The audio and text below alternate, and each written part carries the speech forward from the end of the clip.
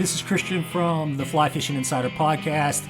This week we've got Bob Terwilliger on the line.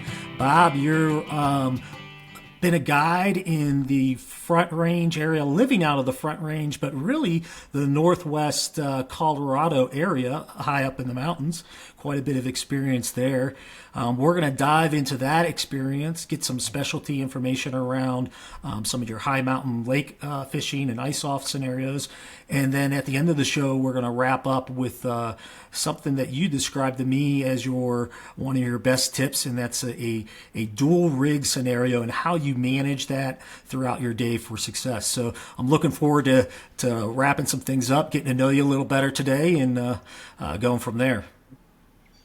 Sounds good, Christian. Looking forward to it. Thanks for having me on. Looking forward to this. Yeah, you're welcome. So, Bob, you've been guiding for quite a while. Tell me a little bit about the experiences you had. I know you've kind of moved around here and there at times and tried some different things. Yeah, no, I've actually lived in Colorado for 30 years, and I got started in guiding 15 years ago. I saw it as an opportunity to get out of corporate America early, which I was successful in doing, and I also guide elk hunts too. But so I got started about 15 years ago. At that time, working for a major operation in the Flat Tops Wilderness called Winterhawk Outfitters. We had some great selection of both small river and high mountain lake type of fishing. And then after that, I moved on and worked for another operation called Colorado Outfitters, operating in a different section of the northwest section of Colorado called the Mount Zirkle Wilderness, and that was mostly lake fishing. And now I'm on to my third operation, a place called Budge's Wilderness Lodge, which sits on the south end of the Flat Tops Wilderness, actually working with some guys that I worked with at Winterhawk. And Budge's is a really unique place. It's about 36 miles off the paved road. The resort is actually 100 years old. It sits literally right on the boundary of wilderness. And, the cabins and main lodge there are 100 years old, of course. Oh, wow. Kept up to date, but it is a very cool place, very remote, and it offers some extraordinary backcountry wilderness small river fly fishing. That is really cool. And are there some lakes on the property too, or is that There all? are some high mountain lakes that we go and fish there as well.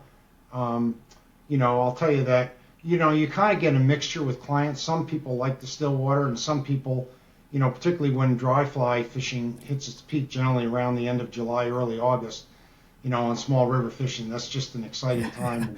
People really enjoy getting out there with a lightweight rod and getting after it. So. Yeah, and when you say a lightweight rod, what weight rods are you guys using? Like 4-weight or 3 weights? Typically, for the small river stuff, we're using, some people will go as soft as a 2-weight up to typically a 4, some even like a 5-weight. The one thing I'll say is that, between a 3 and a 4-weight for me can be that sweet spot. And the reason I say that is when you start going much softer than that, it's a lot of fun, but as we know, afternoons in the mountain country, that wind can kick up and get pretty stiff, and with the soft rod, you're really fighting it. So I like to go with like an 8.5, 9-foot rod. 3 or 4 weight will get it done quite nice. Yeah, I agree with you in the manner of that 3 to 4. There seems to be a big difference between 3 and 4 in rods. It's kind of like that gap in between. It depends on if you have a high speed rod or. Right. It can really or like a weight forward line will make a big difference in that wind. Yeah, the other thing I would say on that note, by the same token, when we're talking about high mountain lakes, again, because of the wind, and you're typically, trying to make longer casts or sometimes even longer roll casts, I really like a 5 or a 6 weight and a 10-foot rod. Now, some people might be intimidated by that 10-foot rod, but you take it out in your yard and you work with that a little bit, that 10-foot rod makes a lot of difference in terms of your ability to cast long distances and also get bigger fish to a net easier. Yeah, you get a little more leverage, and you get more line in the guides, right? Right. So yeah, quite a bit of difference. I've found the same way. I have some longer nymphing rods and whatnot. that I'll use. But often when I'm up in lakes, I'll use a little bit of a bigger rod because I want a little more stiffness in it to do those longer casts. Yep. Turn over a bobber or something like that. Okay, so let's do this. Tell me a little bit about the fishing that you're experiencing, and let's talk kind of through that. Maybe what you're targeting, how you're approaching, and let's get into the actual fishing stuff here. Okay, so I'll start in the beginning. I'm going to talk just a little bit of a strategy about how I approach the fishing season, and some of this will be non-guided, particularly in the beginning, and then I'll get into, during the more of the guiding season. But early on in Colorado, particularly this year, like you guys have experienced in Utah, we have an enormous snowpack, and it's been a very cold winter. So I expect that the fishing is going to start late, both from a runoff standpoint with the rivers, but also in terms of lakes thawing out and the ability to get to lakes, because the type of stuff I like to fish is off the beaten path. It's not stuff you can typically drive up to in two-wheel drive, low clearance vehicles. But I will say I start my season, at ice out, and I have a number of lakes that I like to fish that go from maybe 8,500 to a little over 9,000 feet as they start to thaw. And that ice out season can be extremely productive, particularly for catching big fish. Fish are really opportunistic about that time of year. They're actually cruising the shallows, particularly on those days when the sun's hitting the water a little bit, where they're close to deep water, but they're up on those shelves. And, the strikes can be really aggressive, and that's one of my favorite times to get out, is that early season at ice out for catching those big fish. Yeah. We look forward to that as well, and I agree. This year it's going to be a little later. I just drove down to the local reservoir by me to check out the ice off scenario, and I think if we get a good sunny week, I'm probably by the end of the week it should be ready for that. You want to talk a little bit about the science behind ice off and why it's effective and why the fish are cruising? Basically what it has to do with is the fact that, the fish, in the wintertime, of course, they do have active periods, but let's face it, they're not as active, from that standpoint. And as things ice off, those fish start to get more active. They're looking to feed, and they're cruising that shoreline, typically where the water's warming up first, looking for food. The other thing, of course, that can happen, although I'm not one that, if some of these fish are in inlets and stuff like that, that can be another place where fish will congregate, particularly if there's one species there that's looking to spawn. I typically leave spawning fish alone, although where I have had a lot of success is get behind those spawning fish in an inlet where you have other fish looking to take up, looking to feed. That can be a very productive time as well. Yeah, and in the ice off also causes the lake water to turn over. So it's pushing that water temp out to the edges of the lake where they're cruising, etc. So and I've found the same thing, like you said, they can be really aggressive. I mean, you could be mousing and things like that in the middle of the day where normally that wouldn't be all that effective. Probably another trick that I use a lot is I have these inflatable boats. They're actually from a guy out of Missoula in Montana called Watermaster boats, and I love them because they weigh about 40 pounds. They pack up fairly compact with oars, extremely safe, and you can put those on an external frame pack, and it's like 40 pounds, give or take. So you throw your odds and end fishing stuff, wear your waders, and you can hike into some of these places that may not be as easy to get to. And fishing out of those boats, one of my favorite ways to fish, particularly that time of year, is I'll start out where I'm actually literally with my fly rod, with a 2-fly setup, streamer and an M4 scud of some type, and I'm actually trolling along those shorelines. And what I'm doing is I'm using trolling as a means to locate fish, as a fish finder. So, because a lot of times these fish will travel in small schools. So I'll get an area where I go over and I catch a fish, stand there, and then I'll cast and use a small, a very non-aggressive strip motion. Maybe like a jig where I'm letting the streamer sink, raising it up, a couple of, just varying the motion, and I'll catch fish. When that dies off, then I'm off and I'm rowing again, and I'm looking for more fish. And that's a way that I found that for me, I can literally be in fish off and on all day by doing that. Mm-hmm.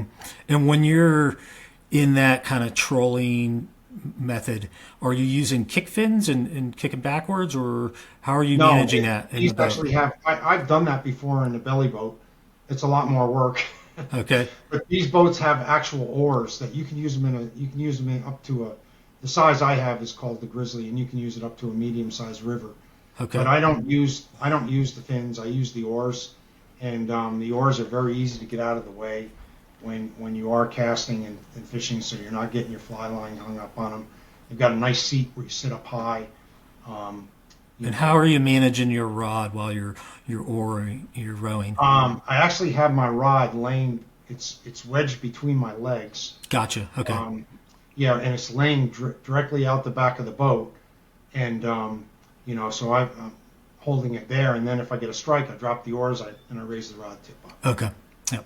So you're using the motion of the trolling to help with the hook set as well, and then get Yes. a little deeper in on it, and then you can. Okay, now I've got the fish located.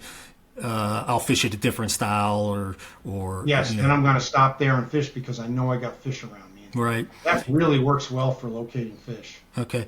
And do you see common patterns usually? I mean, is it, when I approach a still water, I look for structure, I look for shoals, weed beds, or whatever.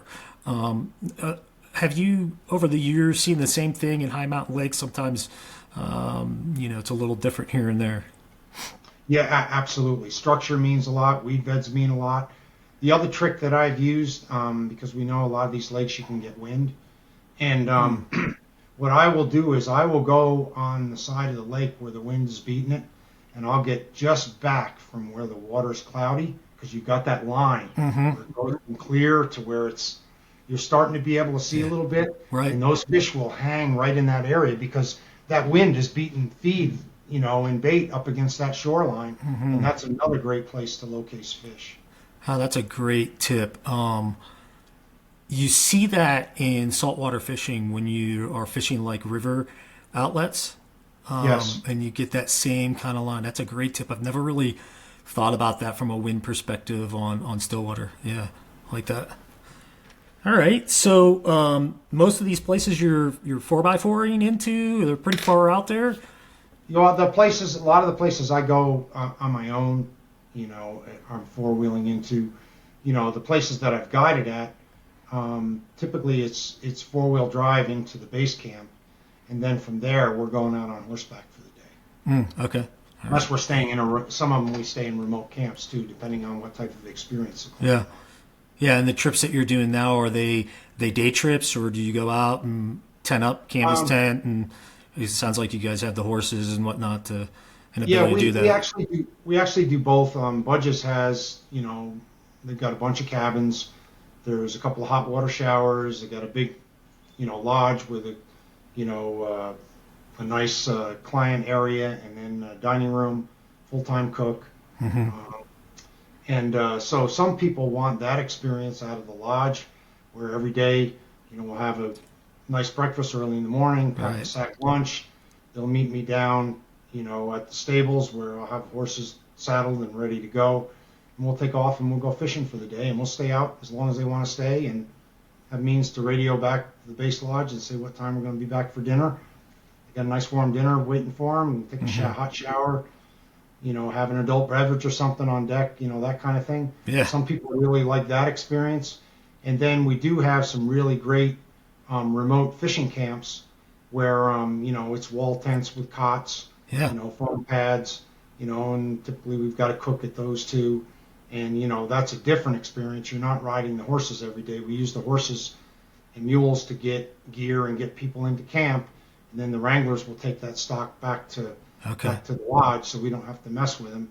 And then, there we can go on whatever schedule that people want to go on. And that's a really nice experience, because if you want to get out fishing in the early morning, or probably more important when we're talking about fly fishing, that last hour of daylight can be some of the best action of the day.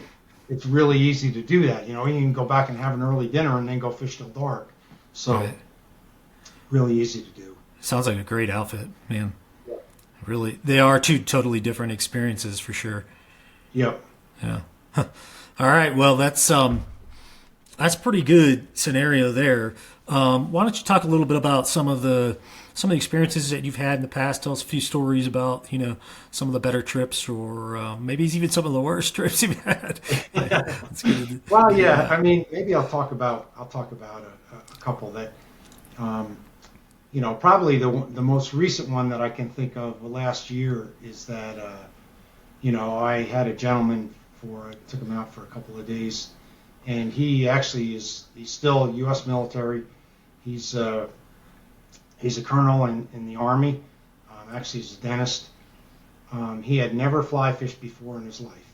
Okay. And I'm not going to make the claim that Bob is the almighty teacher for fly fishing school or guides or whatever. But what I will say is that I've had some good training. I've been part of the Orvis program for about 14 years now. Okay. They really help us how to teach and how to work with clients. And but I also have found that military people, my experience with military people is they learn by doing extremely quickly. Yeah. So I took this young guy Chris out for the day, and he was very humble, really nice guy, and I worked with him a little bit on casting. And we go out there, and I'm working with him. And long story short, of course, the fishing gods came together too on that particular day. But he caught 41 fish his first day on the river, and he was just ecstatic. He was just ecstatic, and he lost some really good fish too, But Yeah. that was one of the most fun experiences I had, because to watch him, it was obvious to me that, he had come off a stretch where he'd been working really hard, and just this wilderness experience of being out there in the river and catching that number of fish, and of course the beauty of these fish, was very cool. Yeah. Yeah. So, He went from zero to hero quick. right. Yeah. Exactly. And then the next day we went out, and actually, after he reported to his brother and his brother's buddy who were there, they all wanted to go out together the next day. So we went out together, and he said, "Just take us out another day." I said, "Sure." And Chris did equally as well. I worked with his brother a little bit more that day on some techniques and stuff, but they all just had a great time and caught a lot of fish. And long story short, I'll be fishing with him again this Labor Day weekend. So. That's how it works in the guide business, man. Yeah, absolutely. Sometimes that could be to your detriment from a beginner standpoint, because they go out and they go, "Oh, it's so easy." Like, what? Fly fishing stuff is easy. The other thing that I'll say too is that I've actually worked with a lot of women, both younger and some more middle-aged women. They do equally as well. I find that many times beginners are easier to teach than people that have some experience, because we become set in our ways, and not with all individuals, but with some individuals, you have to know, when to provide tips and when to back off, because sometimes the frustration level, can set in, and we're out there to have first priority is to be safe, second priority is to have fun, right? Yeah, So, yeah. When you have old practices and that's my go-to. That's my go-to. He's right. Sometimes it's hard to break from that. And you're right. I think, as you described before, one of the great things that Orvis does do through their programs is really provides a lot of education on how to work with clients and change tones and make it fun, not just about the fishing, but your ability. A good guide often have the ability of making a suggestion in a way that is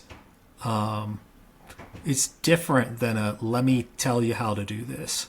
Yes, Right? yes, exactly. You don't want to get people's defense up, and what I will say, just to put one more plug in for Orvis, because they help me a lot.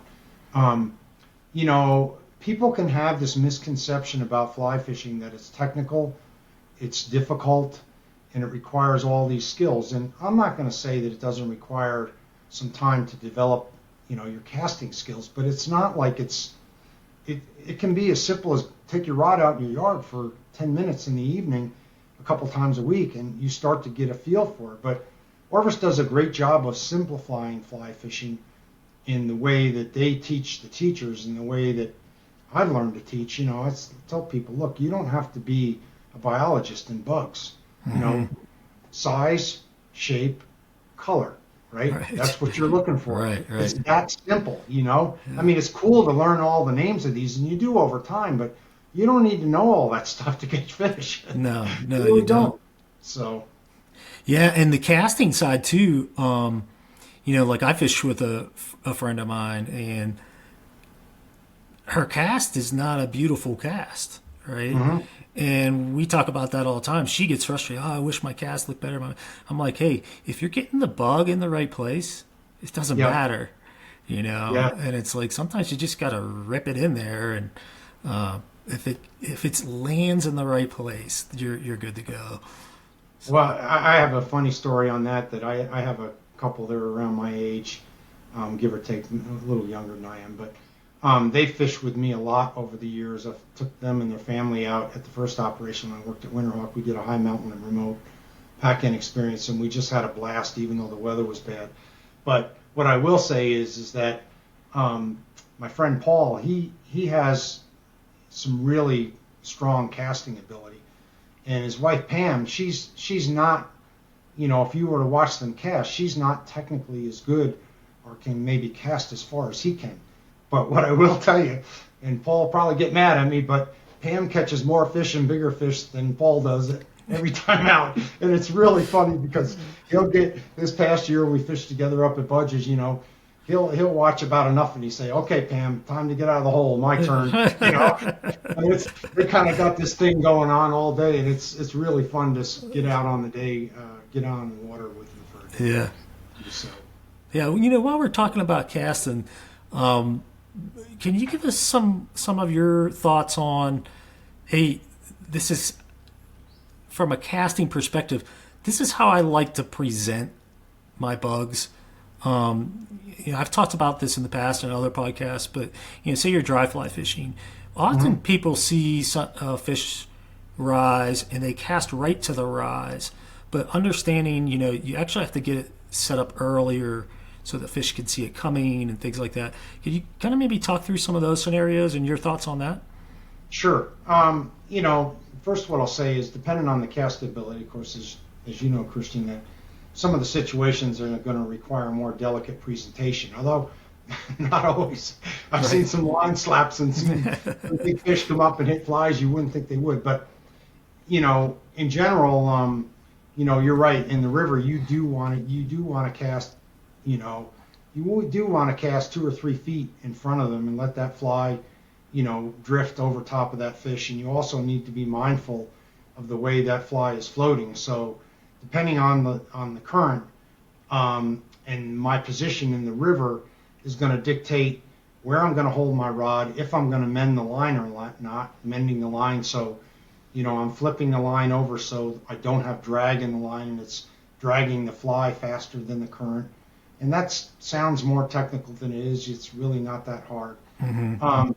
And then the other thing that can play into that, if I'm fishing, say if I'm casting straight up river, what I'm going to do, typically is I will keep my rod tip down on the water and I'll strip line to keep up with the slack. So when that fish hits, I can raise the rod tip up and I've got him. Although there are other applications where if I'm fishing across the current maybe more and I have strong current to me, I need to keep my rod tip up in the air because I don't want that line drag down in the water. So those are some key things that can make a difference. In still water, if I see a fish jump, I'm casting a little bit off where that rise is, and I may twitch the fly very subtly a couple times and let it sit. If I don't get a strike, I might twitch it again very subtly, that kind of thing. But again, I'm not throwing right on top of them necessarily, and I'm also going to be more delicate in my presentation. The more still the water is. Yeah. If you got riffles, or you got wind blowing, you can afford to be a little bit more sloppy in your cast, and it's not going to matter. Mm-hmm. Yeah. I like how you talked about the kind of getting upriver of the fish. And the way I always envision it is that, you have that cone of vision, right, for the fish. Right. And you really want to get to that point where, from my perspective, you want to land upriver of the cone of vision. So that your fly, that's almost like your sacrificial drift right there, where you can get your mends in and whatnot for the good drift, and then you have the nice drift over the fish, but it's coming into their window of vision on the water, right? And I always envision that as, imagine if a fish was sitting on the bottom side of a shelf in a river. Very commonplace, right? So if I cast above the shelf, my fly is going to drift in. They're going to see it and rise and take, ideally. So I use their kind of cone of vision as that same mentality of just imagine them being down in a hole and, oh, well, there's some food. Boom, I'm going to go take a strike. The other thing I would point out, too, on that deal of getting and casting in front and letting the drift come in, particularly if you're working, if you're talking about somebody that's less experienced, line management is one of the more challenging things of managing the line, managing your rod, and all that kind of stuff. And if you throw right on that fish and they do strike, particularly for a person that's not as experienced, they're not going to be ready for that hook set generally. They're fumbling around with the line, until they get used to throwing out. That index finger goes over the line right as you're stripping, so you're ready to clamp down and raise the rod tip. That can be another good reason that you'll miss a lot of fish if you don't give yourself a little bit of time and a little bit of room. Yeah, great point. I don't guide. I don't guide because I'm not particularly good at guiding. But the times that I've taken friends out and tried to help and whatnot, I've had that experience. The line management seems to be one of the tougher scenarios to help with. If you, because there's a lot of people on the show, that listen and take friends out or guide themselves. Do you have a couple tips on that line management side? Like, hey, here are the 3 components or whatever. Really, the biggest things with line management I find is, managing the slack, and be in a position to, be ready for a strike.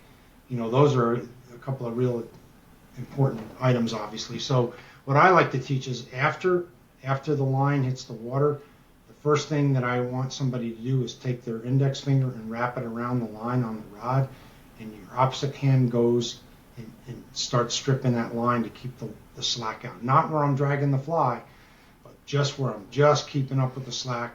And I got my rod tip typically, unless I'm in a cross current situation where I need to keep my rod tip up, I've got my rod down, and I've got my rod tip pointed at the fly because I want the shortest distance with the line between the end of my rod and that fly. That's going to give me the best chance, to set the hook successfully when I get a strike. Yeah, and my assumption is that when you're first working with someone, you typically go to a straight up the river scenario because it's a little easier. Like, let's get that accomplished first, and then let's try something. This is a little harder, so let's look at the water and talk through those things. Yep, exactly. Yeah. And of course, the other thing I would say with beginners is this isn't always easy to do, but even if it means catching smaller fish, I like to take people where, the action is going to be faster. So typically that can mean, brook trout fishing, either in beaver ponds or in a small creek or something like that, where making short casts. Because if you're fishing those scenarios that are more technical, where strikes come fewer, there's less opportunity to learn. So trying to go to those places that tend to be easier to fish and more fish is, trumps over trying to catch, say, a 18 or 20 inch trout their first time out. I mean, that's nice, but it doesn't happen that often with beginners. So yeah. Do you have like pre-fishing discussions on, hey, this is what you should anticipate of the rise and the set, and then, oh, by the way, if you get one on, this is what we want to do and where we want to try and move them to, or yes. Is that okay? Yeah, absolutely. Yeah, I mean, talking about that, keeping your rod tip up, a really, really common mistake, and my son still does this, and he's got a lot of experience, but, people want to keep that rod tip up, but don't move it from you see a lot of people, they'll shift, I don't know why it is, but they'll shift that rod from one side to the other, and every time they shift that rod, that fish has an opportunity to get slack and get off. Mm-hmm. I've seen that happen a lot. And keeping tension on the line. Another common mistake of beginners is, you don't want to reel that fish or strip line up with that fish where you get him too close to the rod tip, or again, you give the fish more leverage to either break the line or the hook pulls out. There's a point where I typically don't go shorter than where my fly line, connects to my leader, and I've got my rod tip high in the air, when I'm trying to get that fish to the net, whether in one of my boats, or, on the shoreline. Yeah. It's always interesting when you're like rod tip up, and it doesn't compute. Yeah, right. It's like so funny how that works. And, I always say, you got to reach for the sky, keep reaching it up there. Yeah. It's like, it's pretty funny. I had a friend of mine, I took her out lake fishing, and I'll never forget, we were down in the Reno area on Pyramid Lake, and she had, I think, maybe fished once before. And I said, all right, we're going to get out here, we're going to do this. Man, she hooked into a monster. And I remember that thing going, and I'm like, you got to keep the rod tip, and I'm like, you got to keep tension on the line, and I'm like trying to watch her and trying to grab the net and, get ready, very precarious position. And I keep seeing slack getting into the line, and I'm like, you got to reel faster. I look back, and she was reeling backwards. Oh, And it was just dumping line, and this thing was like screaming on us. And so it was pretty funny. Long story short, we got it really close in, and she just clamped on the line, and it took a run, and it was gone. Just busted us off. Oh, dear. It was a hell of an adventure and a lot of fun. Yeah, it takes coaching and it takes experience sometimes, it can be like hooking even a smaller river. Sometimes you hook a big fish on light tackle and light rod, and you've got to go with that fish if they decide to go with the current, Yeah. Or I've had times in the boat where I hook a big fish and they're stripping me way down in my backing, and the only way that my opportunity to get that fish is keep the rod up in the air, and I'm take turns rowing with one oar and the other, try to keep up, so they don't get, too far away from you. You end up going to the end, it happens. Yeah, there's a lot of subtleties to it. And example I gave, a lot of that was my I would say mistake, or our lack of preparedness in that scenario. I didn't coach her up enough. 1, 2, I was looking for the net and putting my rod down while I was fishing, and all those scenarios. And it was the dogs were barking. So.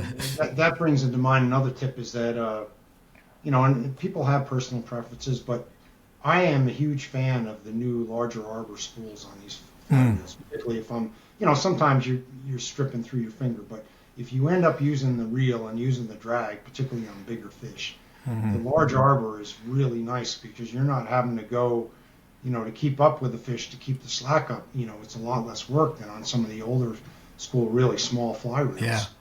Yeah. You when you get a guy up with like a click paw or something, right, and you're like, man, this guy's going to hook into something. It's going to scream. You don't realize how fast line will come off. Right. Yep. And then you're so far downriver or upriver or whatever it is, you can't keep that, even as high as your rod tip is, the angle's not steep enough. Right. Yep. Cool. Well, Bob, man, it's been great. How do people get a hold of you if they want to get a hold of you? So I am on Instagram. It's BobT756. Feel free to follow me there, and if you have questions, I'd be glad to answer them. I'm also on Facebook, Bob Terwilliger. Not hard to recognize me because generally I have one of my pictures. I'm riding one of my mules. I've got 2 mules of my own that are my backcountry buddies that I take everywhere I go, either on my own or guiding. Okay. So those are 2 great places. And place that I'm currently working is called Budge's Wilderness Lodge. And if you just search on that, on Google or whatever browser you're using, it's going to come right up. Yeah, that's awesome. Yeah, the lodge sounds interesting. I'm going to look into that a little bit more and see what's going up there. Sounds like a great place to go. Oh, it's a great place. It's the people. I'm a straight shooting guy, and the young guy that owns it, he's been around the outfitting business for a long time. He actually has a marketing company where they market, he markets outfitters across the Rocky Mountain region, so he understands it. And the guy that is his general manager there does a great job of running it. He's on top of things and got a great crew there. They got a couple of great cooks. They do a really nice job. So it really is a fun experience. And this year in particular, I know the wildflowers are going to be spectacular with all the snow we've had. Yeah, yeah. And did people typically come into Denver, the Front Range area, and then drive out? And how far of a drive is it? To get to where you start to go off the paved highway, it's about 3 hours from Denver, 2 hours and 45 minutes. And then from there, if you're going to go all the way into the lodge, it's going to take you probably another 2 hours, to go into the lodge. The last 8 miles are 4-wheel drive. It doesn't take super high clearance to get in there, but it does require, meaning when I say that, meaning you don't have to have a lift on your 4-wheel drive. Be careful. But you wouldn't want to go in there. You're not going to go in there in front-wheel drive. That's for sure. Yeah. And I would say if that was the case, if somebody did want to get picked up at the end of the 4-wheel drive road, certainly there's an opportunity to do that. The crew will come out and get you. Yeah. And bring you. You can leave your vehicle there where it's safe. Okay. All right. Great. So we're going to wrap up the show with the double rig tip that you have. Let's talk through that and why you use that, how you use it, etc. Okay, sure. So I'm a big component of fishing with 2 flies at once, whether that be if they're both underneath the water or I've only got, I've got one on top, one underneath. So first I'll talk about small river, and then the same applies to lake fishing. With small river fishing, typically, in the summertime, I've got some type of attractor fly on top, whether that be some kind of foam hopper, perhaps a larger elk-hair caddis, or humpy, yellow-bellied humpy, something like that on top, and then I'm going with a small nymph underneath that. Depending on the clarity of the water and the water flow, it would depend on whether I'm using beaded or non-beaded.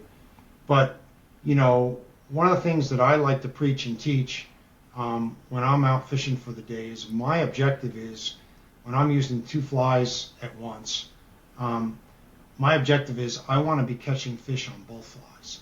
And if I am not doing that, I'm switching. And that can mean even if it's the top attractor fly, which is more of a pain because now I've got to tie 2 back on. But, I just find that when I use that strategy, and I get it right, I mean, it's nonstop action until perhaps they turn off on something. Like one of the things I see happen quite a bit in the backcountry on small rivers is during the day they're feeding on that big foam hopper, and as we get more to the evening, I might have to switch up to an elk-hair caddis or something like that when the bugs start coming off the water. But again, I'm switching that bottom nymph too to whatever is going to be the ticket, and then the same goes for lakes. Typically I like to run a streamer in the front, and I'll tie it on with a loop knot, so I've got a little bit more action on that. And then, off the back of it, say 16 inches off the back, I'm going to go with some type of bigger nymph, might be beaded or non-beaded, depending on where I'm fishing, what I know works, or even a scud pattern. And again, I'm in that mode again where I'm switching out those flies until I get a combo where I'm catching them on both. And it just really pays dividends for me. And when I take people out, it's a great recipe. I mean, to keep, or you're in action a good part of the day. Maybe not every single day, but a very high percentage of the time, I'm catching a good number of fish, and that strategy is one of the key things that I think is helping me out. Yeah. Do you have like a fly choice, like progression that you typically use? For example, do you start to go, okay, if I'm going to switch this, I'm going to first try to change color, or maybe a size or whatever it might be, to kind of cycle through things? I do play with size. In lakes, typically, I find that bigger nymphs will work. Um, and smaller rivers, typically I'm going smaller. So, what do we mean by smaller? If I'm fishing a nymph underneath a dry fly, it's going to be a size 16, maybe even a size 18, beaded or non-beaded, depending on the time of year. And again, there's certain patterns that just work well. And, like for example, here in Colorado, in the backcountry for nymphs, I mean, Prince nymphs work really well. I just find that particularly backcountry rainbows, even cutthroats like Prince nymphs. Some kind of small stonefly imitation. Hare's ears work well. Pheasant tails, it's the typical kinds of nymph patterns that we see in the West. And again, between size and beaded or non-beaded, Copper John's another really good one. Mm-hmm.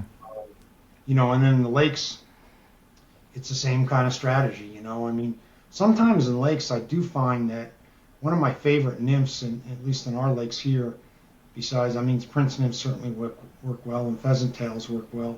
But when I use hare's ears I find for some reason go into a larger hare's ear, non-beaded, like a size 10 or a size 12. They seem to work really well. Sometimes even olive. If we get around when you have a damsel nymph hatch, damsel nymphs are kind of in season, late June, early July timeframe.